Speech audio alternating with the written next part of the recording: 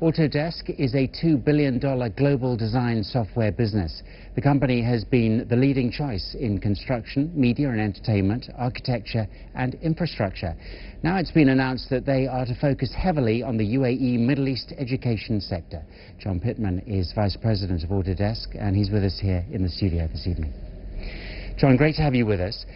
How is technology like yours quite literally building the cities of the future? Well, our software is used to design cities, manufacture products, and media. So as the people who are imagining what cities are going to be like think about this, that's how they actually create the designs that the people build from. So the designers are the ones who give form to these cities, and we help them realize their ideas. Now, we're hearing a lot about 3D printing. You know, Yes. What do you think the scope is for business as we go and move ahead?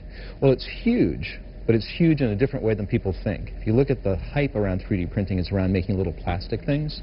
We actually think the real value in 3D printing is going to be industrial, making really complex things you couldn't make before.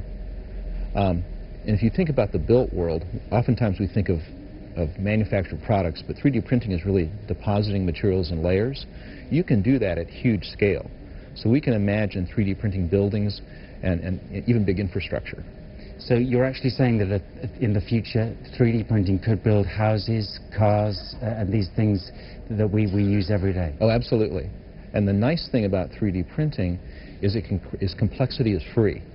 So in fact, you can create forms and shapes that you can't create any other way. So we think we're going to see some very interesting cities, some very interesting architecture. Autodesk is focusing heavily, as I mentioned in the introduction, on the UAE Middle East education sector. Yes. To what extent are you doing that? We're doing a few things. First of all, we just announced 2 weeks ago that worldwide our software is free. Free to students, free to educators, and free to institutions. Because we don't want the access to software to be a barrier to them using it. Secondly, we're really working on curriculum. We've created a digital STEAM curriculum, and we're working with some institutions here in the Middle East to help students actually learn how to adopt the software and design sustainably with it. So what kind of age group are you looking at? Well, we look all the way from, I would say, not quite down into the first through third, but kind of K-12 and then secondary schools. And they're a little different. At the younger age, we're really focusing on creativity and innovation. At the older ages, we're focusing more on professional education, learning how to design buildings and cities.